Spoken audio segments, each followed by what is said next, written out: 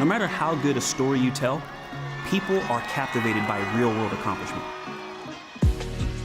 I ask myself, have I done all that I can for my country and for my family? As the first Black American to be on the International Space Station for a long duration of time, how do you think of those upon whose shoulders we stand? Your mom and I talked a lot about what this was going to be like. I was scared for you. Were you ever scared? There's always the what if. I have fantasized about stepping on the moon. It's my dream. My dream is to work on the surface of the moon. And being able to launch humans from American soil is a very big part of that.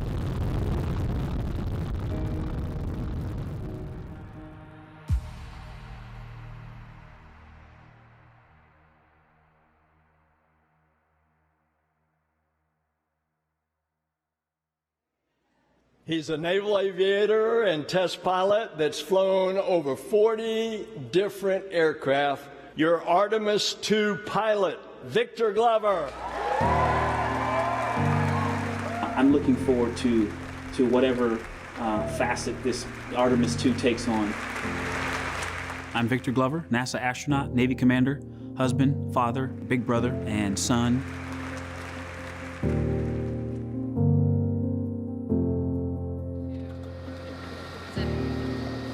The benefits of the Artemis program are technological, but they're also cultural.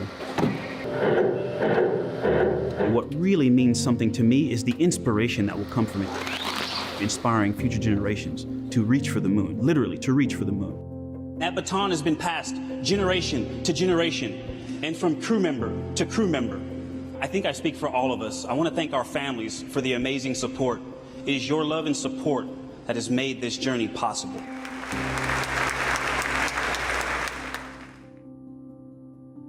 What does family mean?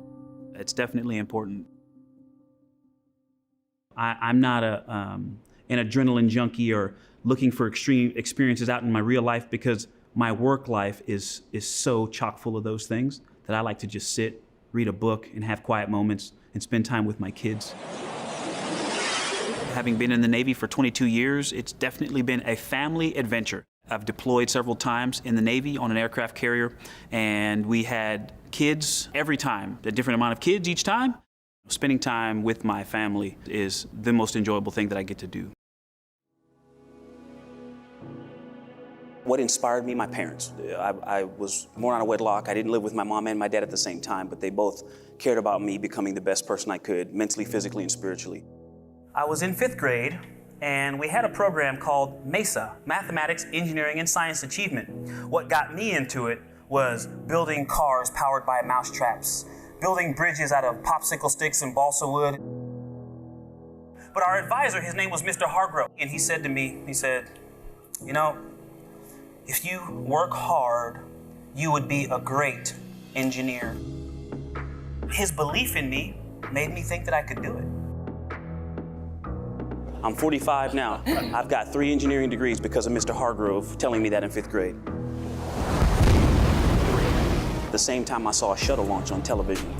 Astronaut was not even on my radar. I just thought to myself, I want to drive that thing. I want to drive that thing. Roger, roll, Atlantis. I went to college, was fortunate to wrestle in college while pursuing my engineering education. And so that experience impacted what I thought I wanted to do as a professional. I really enjoyed engineering academically, but I wasn't sure I was ready to just work on design. I wanted to use those designs. And so being an operator and being out doing things was important to me. And one of my mentors, I'm in his office waiting for him to come in. He's one of the few black faculty members at my university. And he comes into the room, and as he steps in, he is in this full regalia, the black suit with the gold around the wrists and the hat. And I was like, wow, sir, when did you enlist? And he said, I'm actually an officer in the Navy Reserves. Boom. The next version of what I could become. And that to me was, there's so many lessons I pulled from that, but the power of exposure and seeing yourself in something.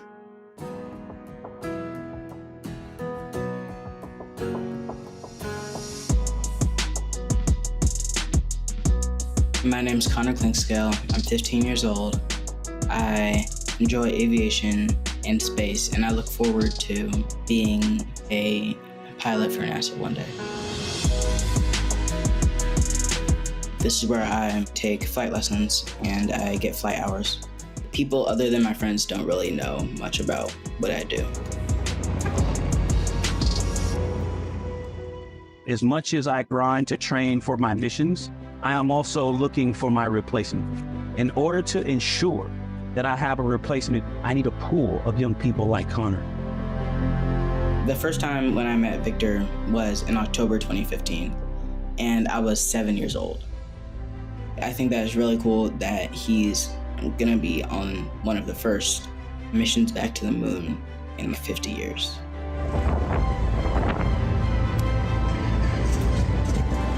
A few role models in my life are definitely my parents, Charlie Bolden, and Victor Glover. I admire Victor Glover because he's audacious. I think that they're definitely role models for me because they show me that my dreams are possible.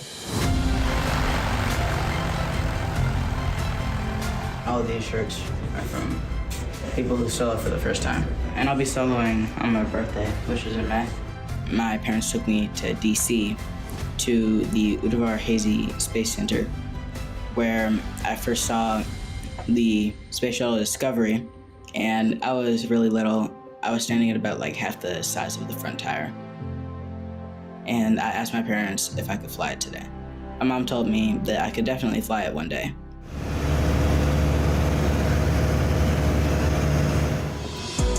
I thought to myself, if I learned to fly this plane, surely I could fly the space shuttle one day. I think that is very important and motivating to see people who look like you, and it's important for people to see a version of themselves.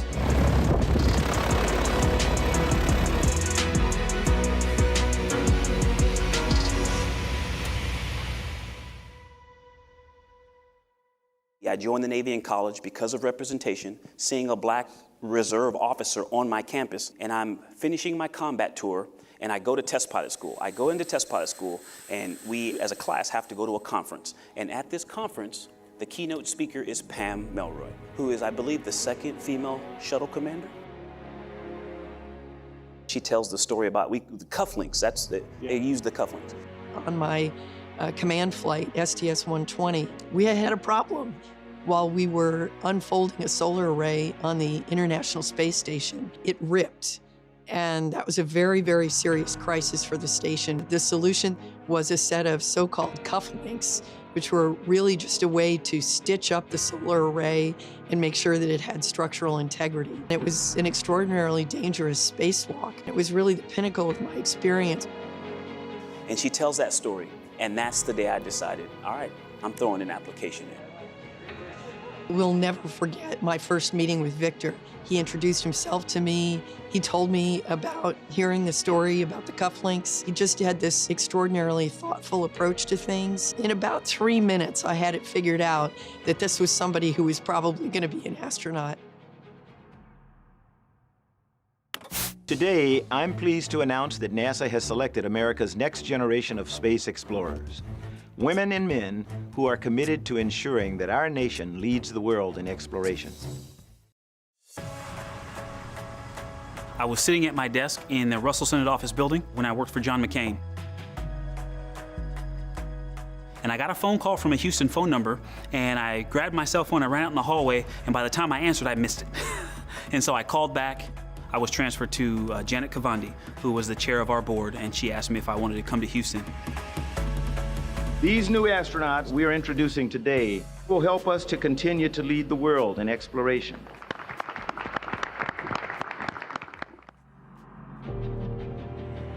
Hey, Mr. Dixon.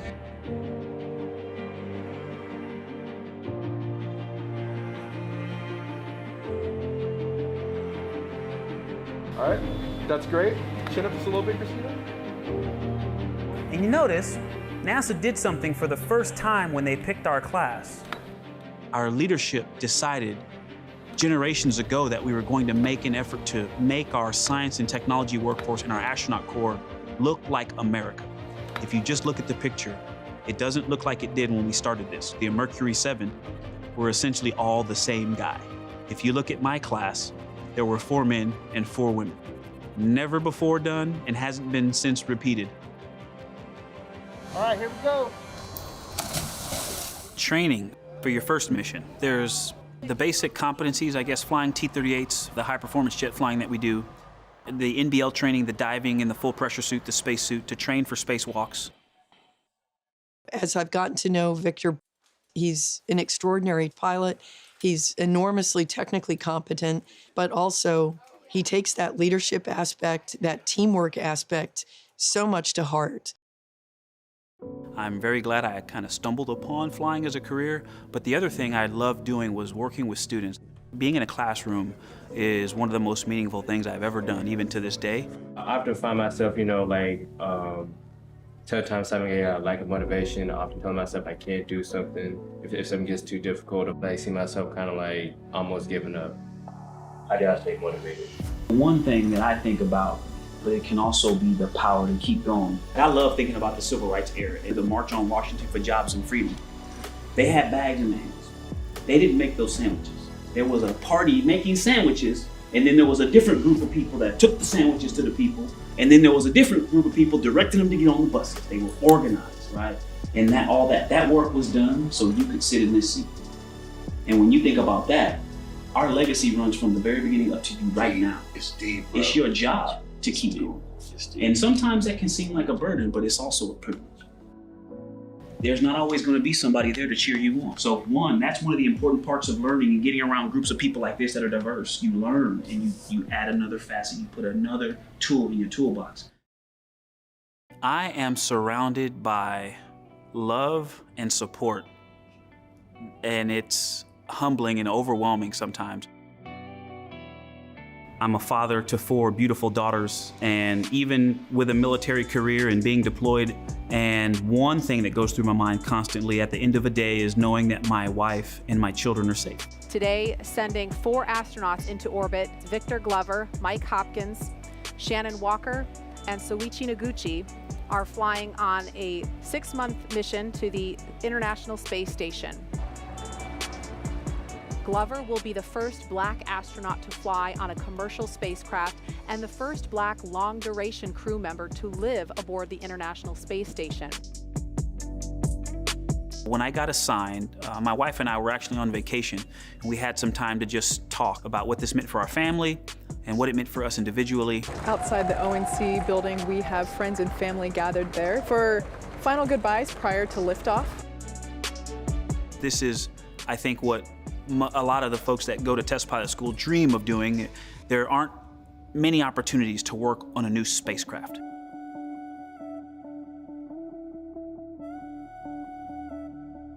My overriding thought when I envision us getting to that point is, don't screw up.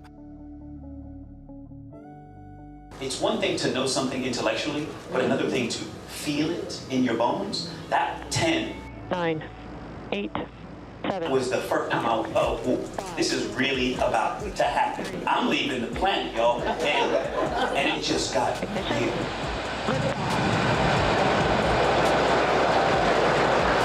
And resilience rises. Not even gravity contains humanity when we explore as one for all.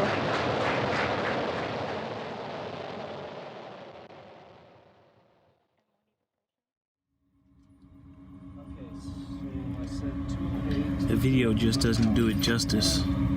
It is pretty amazing, though.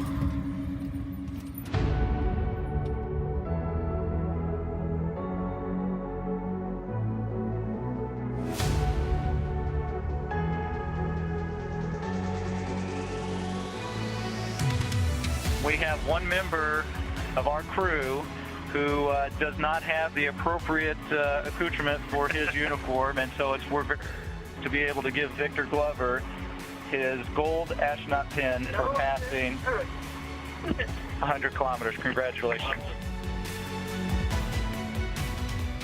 Let us know if you are go for approach 2 and docking.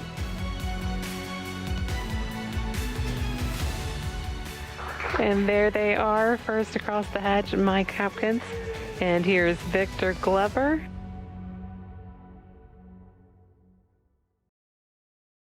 Marker 2. Mark it. There we go. So I just start questioning? Yep. Yeah. I was scared for you. Were you scared? Like, were you ever scared? Well, scared is the wrong word to use. I have a respect for these things. Your whole life, I've flown high-performance aircraft, deployed on ships, and those all have dangers, risks associated with them. It makes me want to work very hard because I want to come back home to you all. You told us about a launching of a different aircraft, and it exploded. Like, they didn't make it. And that terrified me. I learned that people train you for this stuff, and they're there to make sure that doesn't happen. So it made me feel a lot better. But, you know, there's always the what if. I have a respect for the things that I do and the risks that come with that. The thing that I had the most discomfort or the biggest emotional response to was leaving you all.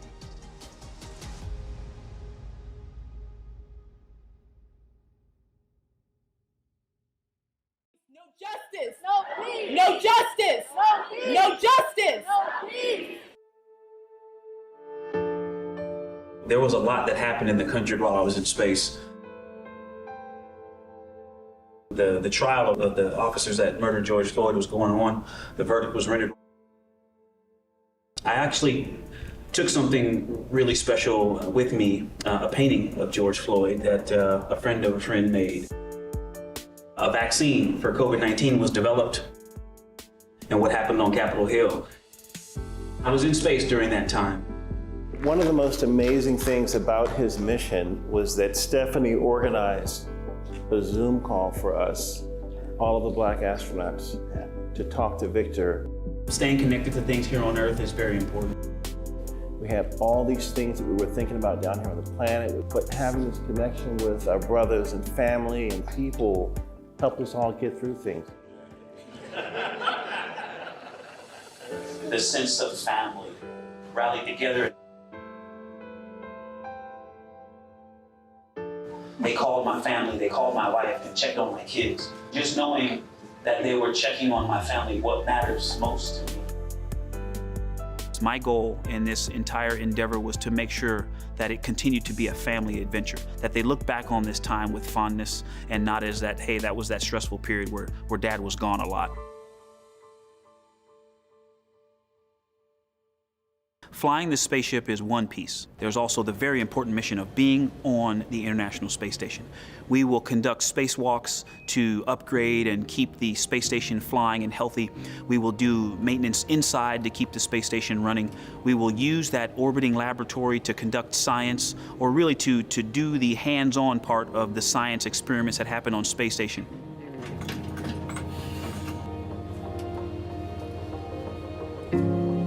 The crew would just all gather around the table. We'd float around the table and pass food and snacks and tell stories about what worked, what didn't work, and talk about each other's families. What did you think about our video conferences? You remember what we did for most of them? Yeah. What? Charades. I never felt like I had to go, come on guys, Dad's calling from space. Because at some point, right, even it's still neat that Dad's calling from space, but like after 167 days, Dad's calling from space. You know? I don't think it was ever like that. It like major, I don't want to go. Because you made a great impression the first time we played when you did Escalator. That was my high point. My charades Escalator was... Because you could just float. Weightlessness, right? I mean, you know, it was good. We got it right away. Please stand by for the Vice President of the United States. Victor, can you see me? Can you hear me? It's Vice President Kamala Harris. I'm calling from the White House. Madam Vice President, welcome to the International Space Station.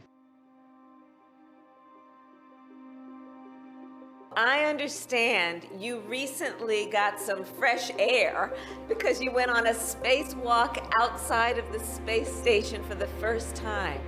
What was that like? One of my colleagues said to me to keep your world small, to focus on the thing right in front of you, and then slowly widen out that worldview.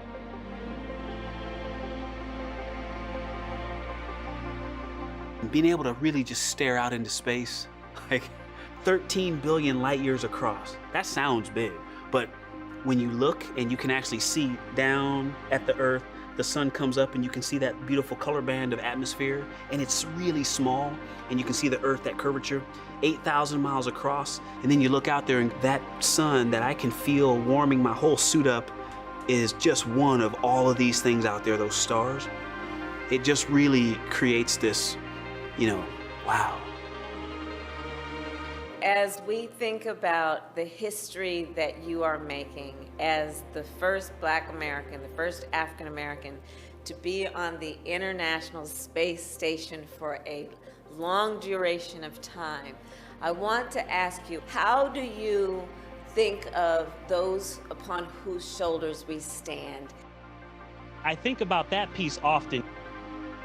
Every astronaut or cosmonaut has ever done has led to us being here now in this special time. I really appreciate that legacy, and I try to work my hardest to honor it. 3, 2, 1. Really what I'm most excited about is the future of human spaceflight and the fact that this is going to be the future.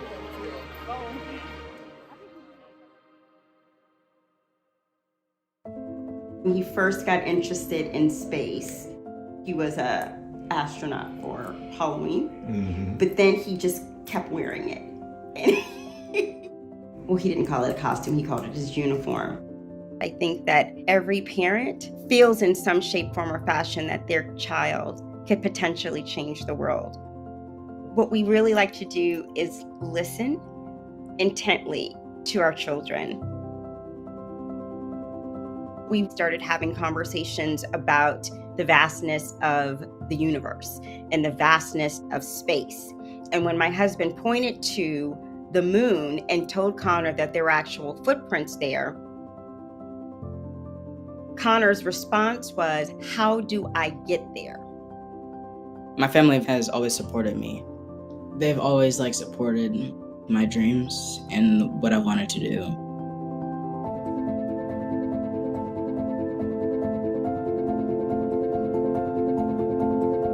One reason that I really like flying is because of the overall experience.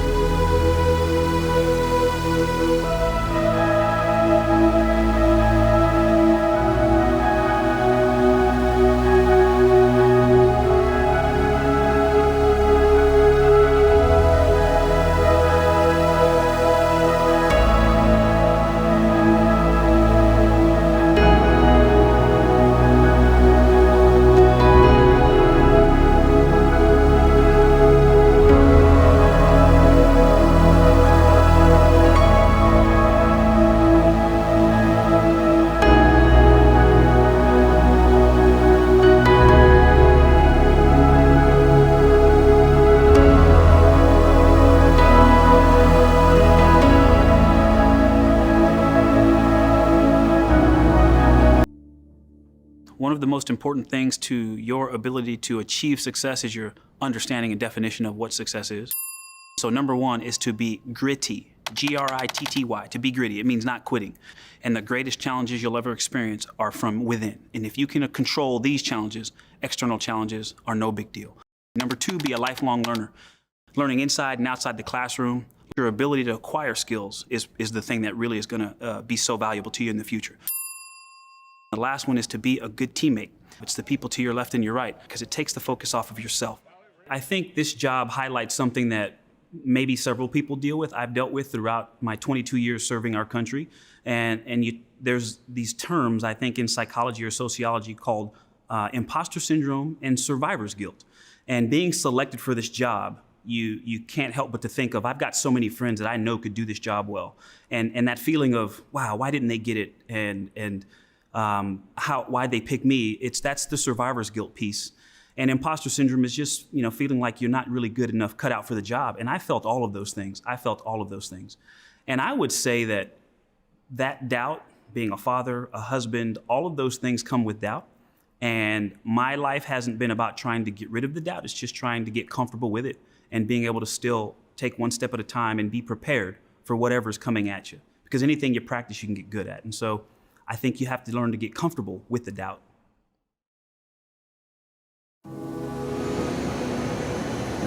think it is an incredible honor to just be a part of this legacy.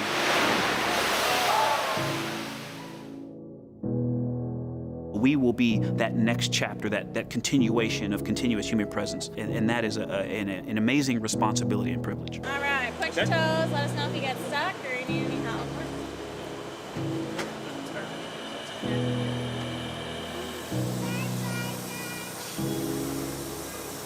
Pushing ourselves to explore is just core to who we are.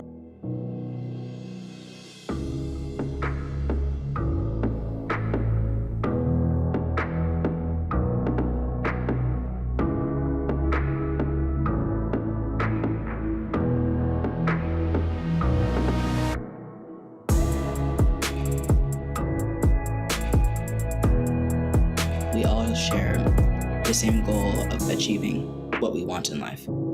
To any young people that dream of accomplishing their goals, I would tell them, never give up, because God always has something in store for you. And to dream big and definitely do bigger.